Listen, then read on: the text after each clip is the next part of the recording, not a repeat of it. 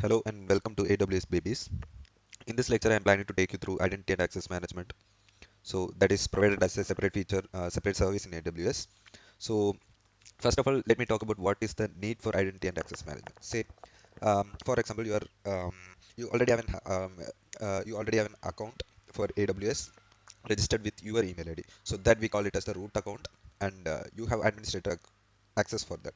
So that means through that account ID, through that account, through your credentials, whenever you enter into the AWS service, you have access to all the services. You have read only, you have the read, update, modify, all access to all services. So that's why it is an administrative access, and so you call it as the root account.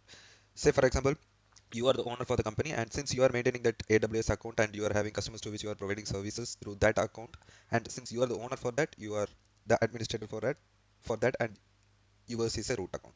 Say for example, for that company you are having a certain set of employees who work in different departments. Say for example, HR, finance, sales, etc., etc. So say for example, a finance person don't need to access all the services, particularly modify access. So say for example 10 services are there, the finance person doesn't need to go through all the 10 services, doesn't need all the 10 services, because he's working only for the finance department, and he will be concentrating only on his own services as part of finance. So he need a specific user account inside which he is having access to only finance related services. So similarly, sales, HR, etc., etc. So those type of accounts you will be creating and giving it to the users, which you call it as the user account. This is what you call it as identity and access management, and this you are going to set up entirely in this for your own account, since you are the owner for the company. So this is what we are going to do. So before stepping into the details of the IAM, let me talk about one more thing, which is the way of accessing the AWS services. So we have three ways for accessing it. First one is the GUI, which is graphical user interface. So already in the first video, I have shown you the console. This is the AWS console in which you have all the services listed here in this area. For example, um, EC2 or S3, which is simple storage cloud. So inside which you can store many whatever data you want, which we'll be seeing in detail in a later session. So through AWS console, whatever we are going to do manually, that is a way of accessing it. Say for example, S3, you are going into this, then you pull an object to it, then you are storing something in this S3. That you are doing it manually through AWS console. This is the first way of accessing the services, which you call it graphical user interface. Second way is application programming interface. So for this, you are not going to touch the AWS console, and say for example, if you want to store something in S3, what you are going to do is you will be scripting codes with the help of JSON language, which will do the part of storing a particular data in this S3 service. So not only storing it, so whatever you want to do for a particular data, you want to read a particular data from the buckets in S3, or you want to store a particular data from the buckets in S3, or you want to delete it, whatever you want, you have specific JSON scripting that you need to do. And when you execute that script, everything will be automatically done. So that is the second way of accessing the AWS services. Third way is CLI, which is command line interface. So for that, you will be using the general command prompt of your PC, inside which you will set up your own account for the first time. Later, what you are going to do, you have specific commands to do whatever um, job that you have to do. So same example we will take. As part of S3, you want to store some data in it. So what you are going to do, we have certain set of commands which when you execute, whatever data you want to store inside this S3 will be stored. So again, here not only storing anything, we have commands for everything. Say for example, reading a particular data that is already there in S3, or writing a data into S3, or deleting the data, or modifying the data, or whatever you want to do, you have specific commands for that. And through command line interface method, you are going to access the AWS service. Not only S3, any service listed here can be worked through that way.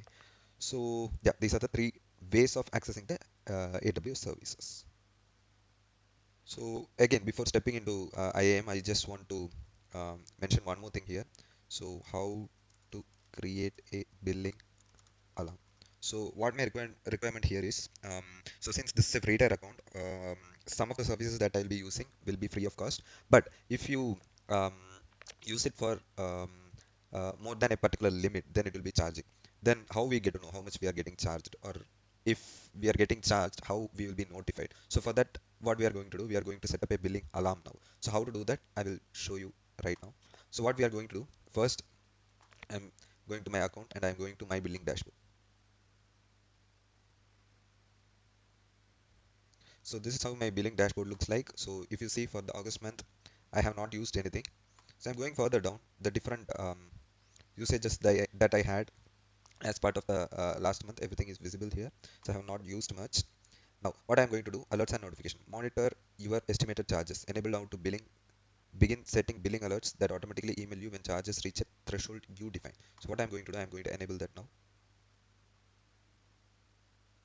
So here there are certain billing preferences that you can select.